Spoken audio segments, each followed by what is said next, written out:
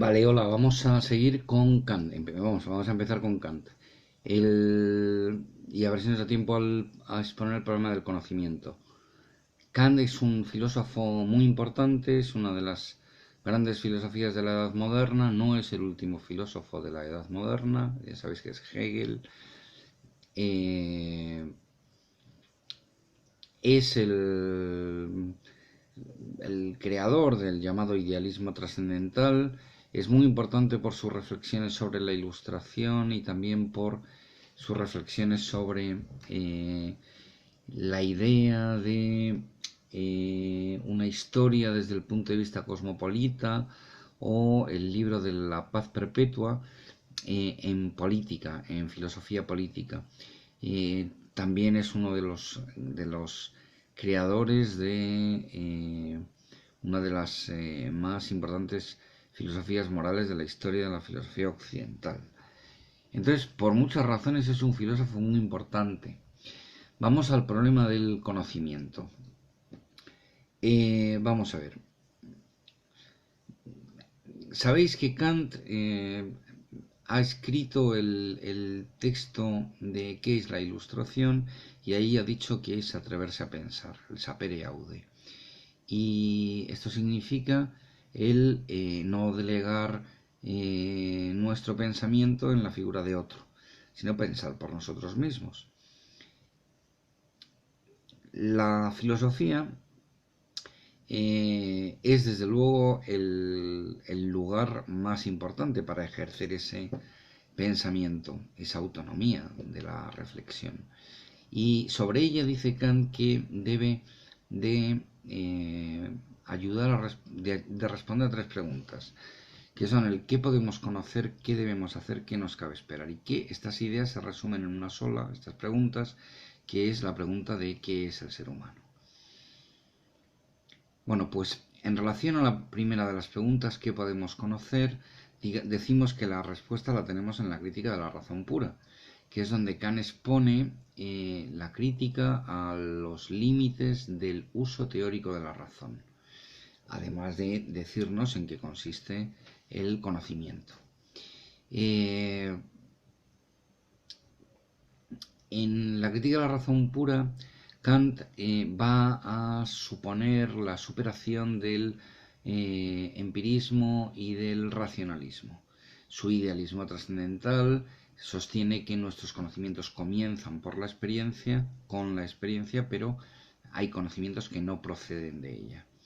Igual que recordad, por ejemplo, a Platón cuando decía que con ocasión de que percibimos leñas o piedras iguales, entonces empezamos a recordar la idea de igualdad, sin que esta idea la saquemos de esos leños iguales o esas piedras iguales, pero sí que con ocasión de. Bueno, pues algo parecido dice Kant.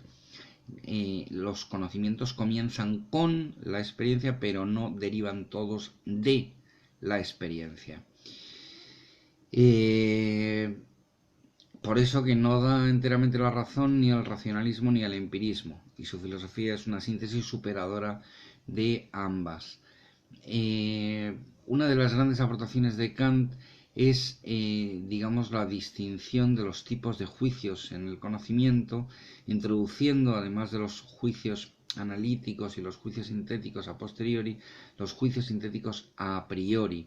En la explicación de estos juicios sintéticos a priori, Kant sostiene que en la medida en que son sintéticos, el predicado añade información al sujeto, pero en la medida en que son a priori, son universales y necesarios y no dependen de la experiencia, son previos a la experiencia. Ahí hay un conocimiento, el conocimiento a priori, que es un conocimiento que no deriva de la experiencia, aunque se empiece o se pueda aplicar solo con ocasión de la experiencia. Esos juicios sintéticos a priori van a estar presentes en la matemática y van a estar presentes en la ciencia de la naturaleza. Kant, para poder explicar cómo son posibles esos juicios sintéticos a priori, lo que hace es la llamada revolución copernicana, el giro copernicano, que consiste en sostener que en el conocimiento no hay que explicarlo, como que el sujeto se adecua al objeto, sino al revés, es el objeto el que se tiene que adecuar a los moldes del sujeto, lo que significa que se va a tener que adecuar a las estructuras formales que el sujeto en los diversos niveles de conocimiento porta. La crítica de la razón pura tiene tres partes: la estética trascendental, la analítica trascendental, la dialéctica trascendental. En la estética trascendental, Kant va a hablar de la sensibilidad y va a explicarnos cómo son posibles los juicios sintéticos a priori en la matemática. La sensibilidad dice que es la facultad por la que los objetos no son dados y que en ella, en la sensación, podemos distinguir elementos empíricos, pero hay elementos puros. Y los dos elementos más importantes son el espacio y el tiempo, que son las formas a priori de la sensibilidad que no derivan de la experiencia y que hacen posible justamente la experiencia sensible. Espacio y tiempo van a ser también las claves para explicar tanto la geometría como la aritmética. La geometría es posible porque se construye en la intuición pura del espacio y la aritmética se construye en la intuición pura del tiempo. Espacio y tiempo van a dar justamente la universalidad y la necesidad a los juicios de las matemáticas.